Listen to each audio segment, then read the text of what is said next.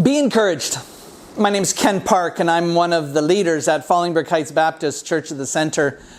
In the late summer, the early fall of 2020, we, like you and pretty much all of humanity, found ourselves at the crossroads of timidity and courage in the face of pandemic, postmodern realities, and the tests to our faith. So we began a series, a discussion all about courage. Courage, acting in the face of fear. You can access these messages where you found this one or on our website, churchofthecenter.com. Here's a courage vignette which we hope will inspire you. Hello, church. Evan and Rachel here, and we've really enjoyed the Courage campaign series, and we have some courage stories for you that we would like to share. Life is full of moments that take courage. While you're in it, you don't generally think of you need to have courage. And my life over the past 4 or 5 years has required a lot of courage, although I don't really think of it as that way. Starting March 18, 2016, I collapsed at work and had no motor function and could not move my legs. I was brought to the hospital and had a full body MRI done, a CT scan, a lot of blood work, and the next morning I was discharged and sent home because I was deemed stable, but they didn't really know what was wrong with me. A week later, on Easter Monday, I was back in the hospital again. They did a lumbar puncture and another CT scan, and still didn't really know what was wrong with me. But at that point, they found out that I didn't have any sensory from below my knees.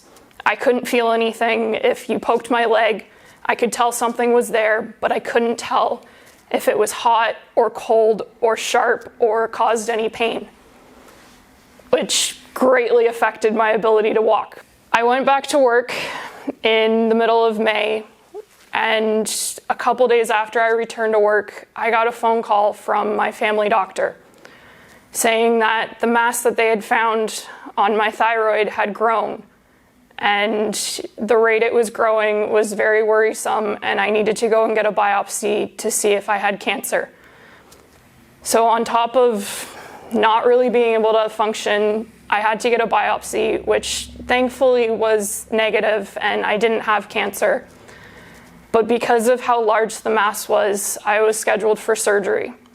Before I made it to surgery in July 2016, I was hospitalized for 3 days because I had lost complete motor function of my legs again. In September 2016, I had surgery to remove half of my thyroid and the mass, to which when the doctor went to my parents saying the surgery was done, he told them that he had no idea how I was able to function and swallow and eat because he had never seen a mass that was that large in someone of my size. And I remember waking up from the surgery and the nurses telling me that I needed to drink water or eat ice chips. So my dad gave me an ice chip and I swallowed and looked at him and said, "Hey, I can swallow again," and had probably the biggest smile I had had in a long time. Following that surgery, I went home to my parents because it wasn't safe for me to live on my own. I remember just feeling like I wasn't living. I was just kind of there. If you ever go to my parents' house, you will see words everywhere, from the welcome to the "we have seen his glory" on the one wall. But the one word that always sticks out to me is the word joy. And that word is all over my parents' house. It's my middle name as well. But in mid-November, I just remember feeling really low. And I was sitting in my parents' family room, which has, I think, 4 instances of the word joy. And I just felt like that was what I needed. I needed to find joy.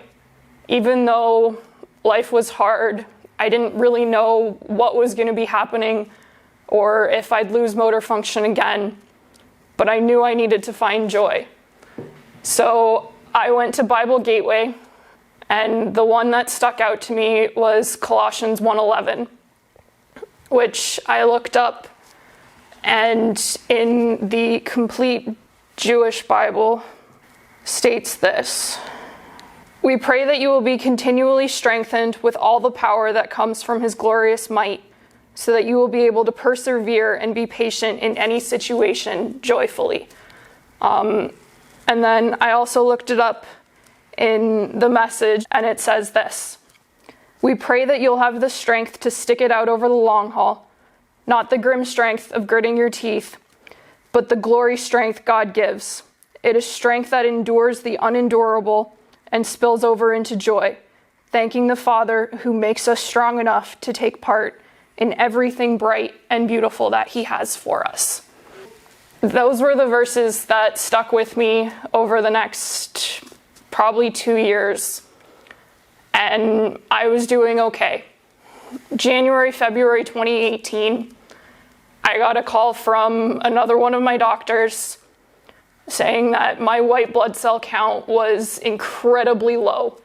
So in March 2018, I started intravenous immunoglobulin treatments, and those saved my life. I am doing so much better today. I went through 2 years of the treatments, met Evan during them, have had amazing support, and they've been able to help me find the joy and the courage that I've needed.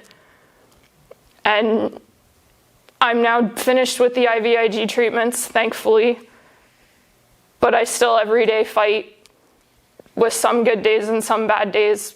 But I know because of God, I will always have the joy and the courage needed. And if I ever lose it, I know I always have people who can help me find it and will be there, and they can show me again how strong I am and give me the courage that I need to keep going.